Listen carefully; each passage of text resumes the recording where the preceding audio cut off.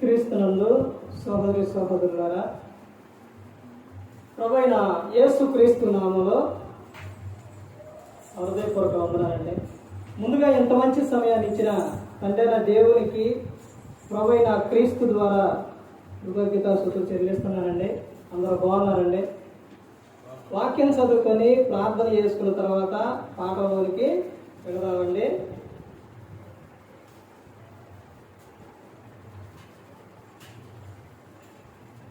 Mark గారు రాసిన సువార్త 12వ అధ్యాయం. మార్క్ గారు రాసిన సువార్త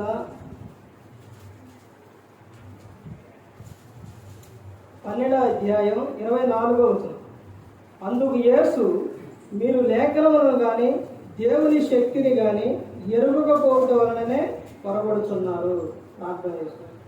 పరలోకమందున్న మా తండ్రి, పరిశుద్ధ ప్రేమ గల తండ్రి, గొప్ప తండ్రి, యెహోవా తండ్రి, ఈ ప్రియ కుమారుడు యేసు క్రీస్తు ప్రభువు ద్వారా కృతజ్ఞతాస్తుతులు చెల్లిస్తున్నాము నాయన. గొప్ప దేవ అయా, ఆరాధన క్రమంతట్లో తండ్రి మీరే ఉంది నడిపించండి నాయన.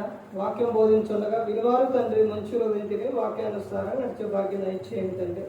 వాక్యం బోధించడం ఈ లోక సంబంధమైన జ్ఞానంతో కాకుండా మీ జ్ఞానంతో మాట్లాడే భాగ్యం దయచేస్తారని మా ప్రభువైన యేసుక్రీస్తు నామమున వేడుకుంటున్నాం తండ్రి. ఆమేన్. ప్రభువైన యేసుక్రీస్తు నామములో హృదయపూర్వక వందనాలండి. దేవుని కుమారుడు యేసుక్రీస్తు ప్రభువారు ఈ లోకానికి వచ్చిన తర్వాత ఏమని చెప్పారు? పరలోక రాజ్యం సమీపిస్తుంది కనుక మారు మనసు పొందమని ప్రకటింప మొదలుపెట్టారు. అలా చెబుతూ యేసుక్రీస్తు ప్రభువారు చెప్పిన ప్రతి ఒక్క మాట కూడా చాలా అద్భుతమైన విషయాలు. ఆయన పరలోక సంబంధమైన విషయాలు ఎక్కువగా చెప్పారు. ఆత్మ సంబంధమైన విషయాలు యేసుక్రీస్తు ప్రభువారు చెప్పారు. ఆ విషయం పాట పేరు రాసుకోండి. దేవుడు కోపడతాడా? దేవుడు కోపడతాడా? నరునికైతే కోపం చాలా స్పీడ్గా వచ్చింది. కోపడుడు కానీ పాపం చేయకుడి అని చెప్తున్నారు. గ్రంథంలో చెప్పిన ప్రతి ఒక్క మాట కూడా చాలా ప్రాముఖ్యమైనది. కీర్తన గ్రంథం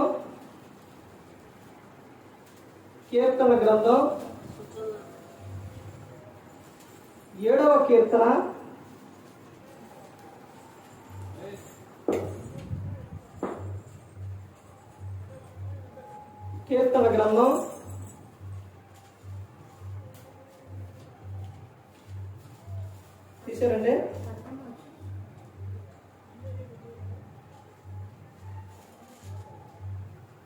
7వ కీర్తన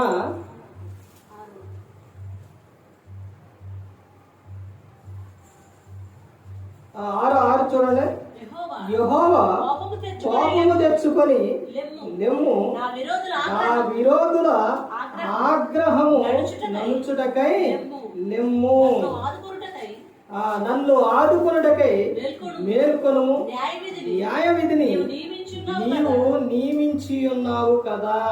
ఇక్కడ భక్తుడు చెప్తున్న విషయం, యెహోవా కోపము తెచ్చుకొని లెమ్ము. ఆయన కోపం ఎలా ఉంటుంది అంటే, ఎంత ప్రేమ అయితే చూపిస్తారో అంత కోపం అనేది ఉంటుంది. తప్పు చేస్తే మాత్రం ఊకోడు దేవుడు. ఆ విషయం చూస్తే 11వ వచనంలో చూడండి ఏమని చెప్తున్నారు? న్యాయమును బట్టి ఆయన తీర్పు తీర్చును, ఆయన ప్రతిదినము కోపపడు దేవుడు. ప్రతి దినం కోపపడే దేవుడు. ఇదేంటంటే దేవుడు ప్రతిదినం కోపపడతారనంటే ఆయన మాట వింటే కోపపడడం, మాట వినకపోతే ఊకోడు. ఇశ్రాయేలు ప్రజలను ఐగుప్తుల నుంచి విడిపించి తీసుకొచ్చిన తర్వాత వాళ్ళు విడిపించే ముందు వాళ్ళు ఏం చేశారండి? దేవునికి మొరపెట్టుకున్నారు. తర్వాత ప్రవక్తను పంపించి విడిపించారు. విడిపించి వచ్చిన తర్వాత మాకు వాళ్ళు కోరుకున్నాయి ఏంటది? వాళ్ళు ఏ అయితే కోరుకున్నారో, మన్నాను కావాలన్నారు, మాంసం కావాలన్నారు, ఇంకా ఏ కావాలనుకున్నారో దేవుడు అవన్నీ ఇచ్చింది. వాళ్ళ పళ్ళలోని ఇంకా మాంసం ఉండంగానే ఇంకా కోరారు, సరళని ఇచ్చారు. ఇచ్చిన తర్వాత తిని వాళ్ళు ముందుకు వెళుతూ ఉన్న క్రమంలోని ఏం చేశారు వారు? తప్పులు, సడగటం, పొడగటం, వ్యభిచారం, ఇష్టానుసారంగా జీవించారు. ఎంత ప్రేమ అయితే చూపించారో వాళ్ళు చేసిన తప్పుకి శిక్ష అనేది అలా వచ్చేసింది, తీసేశారు. యేసుక్రీస్తు ప్రభువారు ఆయనకున్న పేర్లు ఏమని పిలుస్తారండి? కరుణామయుడు, దయామయుడు, ప్రేమామయుడు, చాలా పేర్లు ఇవన్నీ కూడా పిలుస్తారు. అవి ఒకళ్ళు ఓకే, కానీ వాటితో పాటే రక్షకుడే శిక్షకుడు అయితురు ఆయన మాట వినకపోతే. దేవుడు చాలా ప్రేమామూర్తి అండి, కరుణామూర్తి అండి, ఇవన్నీ ఓకే, ఇవన్నీ ఒకటి. కానీ దేవుని మాట వినకపోతే ఆయన ఏం చేస్తారో కోపడతారో. తర్వాత ఇంకా చెప్తున్నారు విషయం చూడండి. తర్వాత ఇక రాసుకోండి, చెప్తాను. 2వ రాజులు 17వ అధ్యాయం 17వ వచనం. దేవుని ప్రజలు చెడుతనము చేయటం ద్వారా ఆయనకు కోపం పుట్టించిరి. ఎందుకు ఆయన కోపం వస్తుంది? ఎందుకు కోపం వస్తుందండి? చెడుతనం, మనుషులు చెడుతనం చేయటం వలన దేవునికి ఏం పుట్టిస్తున్నారు? కోపం పుట్టిస్తున్నారు. యెషయా గ్రంథం 65వ అధ్యాయం 3వ వచనంలో, నా భయం లేక నాకు నిత్యం కోపము కలుగు చేయుచున్నారు. అంటే దేవునికి భయపడే వారిగా ప్రజలు లేరు. అందుకని నిత్యం ఆయనకి ఏం పుట్టిస్తున్నారు? కోపం పుట్టిస్తున్నారు. దేవుడు చెప్పినట్టు వింటే, ఆయన మాట వింటే ఆయన కోపం రాదు. ఈ రోజున ఆయన మాట వినకుండా, చెడుతనం అనేది విసర్జించకుండా, చెడుతనం ఉంచుకొని నీ ఇష్టానుసారంగా జీవిస్తూ ఉంటే దేవునికి కోపం రాదండి. మనందరినీ లోకంలోని పుట్టించారు. పుట్టించిన ఆయన పట్టించుకోకుండా ఉండా లేదు, పట్టించుకుండా. ఎంతగా పట్టించుకున్నాడంటే తన ప్రియ కుమారుణ్ణి యేసుక్రీస్తు ప్రభువుని ఈ లోకానికి పంపించి ఆయన మన కోసం శిలువలో ఆయన మరణించారు. అంతగా మనలను ప్రేమించి ఆయన కుమారుని లోకంలో పంపించి ఆయన మన కోసం ప్రాణం పెట్టారు. అలాంటి సమయాల్లోని నువ్వు ఎలా ఉండాలి? ఈ చెడుతనం వదిలిపెట్టకుండా, దేవుని పట్ల నువ్వు భయము భక్తి లేకుండా ఇష్టానుసారంగా జీవిస్తే ఆయనకు కోపం రాదండి? వచ్చింది.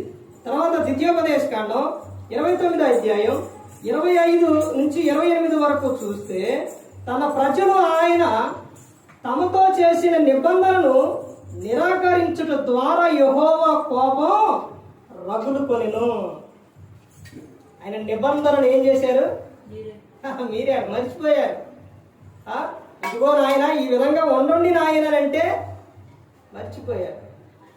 దేవుడు ఒక ఆజ్ఞలు చెప్పాడు, యేసుక్రీస్తు ప్రభువు చెప్పారు.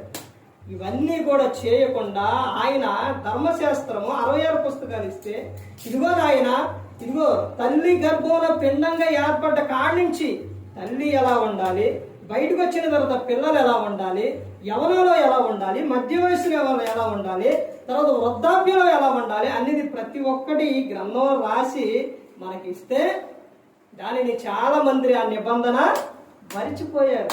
ఆయన మాట వినకపోతే ఏం చేస్తారండి? కోపమే వచ్చింది. ఇప్పుడు నువ్వు జాబు చేసే చాట కానీ, నువ్వు పనికి వెళ్ళే చాట కానీ, అక్కడ నువ్వు యజమానుడు కింద ఉన్నప్పుడు అక్కడ నువ్వు సరైన రీతిలో లేకపోతే, చెప్పినట్టు వినకపోతే అక్కడ కోపం రాదా? వచ్చింది. అలాగే దేవుని నిబంధన మరిచిపోయినప్పుడు దేవునికి కూడా కోపం అనేది వస్తుంది. దేవుడు నిత్యం కోపించువాడు నిత్యం. ఆ విషయం చూడండి. చివరిగా కీర్తన గ్రంథం 103వ కీర్తన 103వ కీర్తన 9వ వచనం చూడండి. ఆయన ఎల్లప్పుడూ వ్యాజ్యమాడువాడు కాడు, ఆయన నిత్యము కోపించువాడు కాడు. నువ్వు ఆయన మాట వింటే ఆయన చక్కగా నీ పట్ల ఏం చూపిస్తారో? ప్రేమ చూపిస్తాడు. ఆయన మాట వినకుండా నువ్వు నీ ఇష్టానుసారంగా ఉంటే మాత్రం ఆయనకు ఏమొస్తుంది? కోపం పుట్టించే వారిగా చాలా మంది ఉన్నారంటే చెడుతనం ఒకటే వదిలిపెట్టట్లేదు, ఆయన నిబంధనను మరిచిపోయి చాలా మంది ఉండటం వలన ఆయనకు కోపం పుట్టిస్తున్నారు. దేవుడు కోపపడతాడా అంటే దేవుడు ఆయన మాట వినకపోతే కోపపడతాడు. అదే నువ్వు ఆయన మాట వింటే ఆయన చాలా ప్రేమ చూపిస్తారండి. తండ్రి మాట పిల్లలు విన్నప్పుడు ఎంత ప్రేమ చూపిస్తారండి. అదే మాట వినకపోతే వ్యర్థం వాడతారు. అందుకని ఏ ఒక్కరు కూడా నశించి నరకానికి వెళ్ళిపోకూడదని యేసుక్రీస్తు ప్రభువారు ఈ లోకానికి వచ్చి అందరి కోసం సిలువలో ఆయన మరణించారు. దేవుని పట్ల భయము, భక్తి ఇవన్నీ కలిగి ప్రేమ కలిగి ఉన్నప్పుడు ఆయన చాలా సంతోషిస్తారండి. ఆయన ఆజ్ఞలకు అయిపోయినప్పుడు ఆయన ఆనందిస్తారు. దేవుణ్ణి సంతోషపెట్టేవారిగా, దేవునికి మహిమకరంగా ప్రతి ఒక్కరు కూడా లోకంలో నడుచుకోవాలి. ఎందుకంటే దేవుడిచ్చిన ఆయుష్కాలం, ఈ లోకం అనేది శాశ్వతం కాదు. శాశ్వతమైన లోకం ఉంది, పరలోకం. ఈ లోకంలో దేవుడిచ్చిన ఆయుష్కాలాన్ని పూర్తి చేసుకొని వెళ్ళిపోతారు. ఎన్ని? 40, 60, 70, 80, 100. ఆ తర్వాత వెళ్ళిపోతారు ఎవరైనా భూమి మీద పుట్టిన ప్రతి ఒక్కరు. కానీ శాశ్వతమైన లోకం ఉంది. ఆ లోకానికి నువ్వు చేరాలి అనే యేసుక్రీస్తు ప్రభువు నీ లోకానికి పంపించారు. ఆయన కోపడుతున్నాడు అని అంటే మనల్ని సరిచేయటానికి. ఎవరి మీద ఎక్కువ కోపడతారు? ఎక్కువగా మనల్ని ఎవరైతే ఇష్టపడతారో వారి మీదే ఏం చేస్తారు? వారిని సరిచేయడానికి, వారు సరిగ్గా ఉండడానికి దేవుడు ఏం చేస్తారు? మనలను గద్దిస్తూ ఉన్నారు. ఎందుకనంటే మనం లోకంలోకి వెళ్ళిపోకూడదు, అపవాది ఎర్రలోకి వెళ్ళిపోకూడదు, లోకాశలకు వెళ్ళిపోకూడదు, లోకం విడిచిన తర్వాత నరకానికి వెళ్ళిపోకూడదని దేవుడు కోరుకుంటున్నాడు. అందుకనే మనల్ని గద్దిస్తున్నారు, హెచ్చరిస్తున్నారు, ఇవన్నీ కూడా చెబుతున్నారు. అందుకని మన కోసం కూడా యేసుక్రీస్తు ప్రభువు ఈ లోకానికి వచ్చి సిలువలో ప్రాణం పెట్టారు. ప్రతి ఒక్కరు కూడా దేవుని యందు భయభక్తులు కలిగి పరిశుద్ధాత్మ మాట ఇట్టు హృదయ శుద్ధిని కాపాడుకుంటూ క్రీస్తుని పోలే నడుచుకున్నప్పుడు ఈ లోకం విడిచిన పరలోకానికి చేరుకుంటారు. మరి ఈ విధంగా నిలబెట్టి మాట్లాడించిన తండ్రి దేవునికి కృతజ్ఞతాస్తుతులు చెల్లిస్తూ ఇంతవరకు శ్రద్ధగా ఉన్న మీకు ప్రభు పేట హృదయపూర్వక వందనాలు చెల్లిస్తూ ఈ మాటలు ముగిస్తున్న అందరికీ వందనాలు.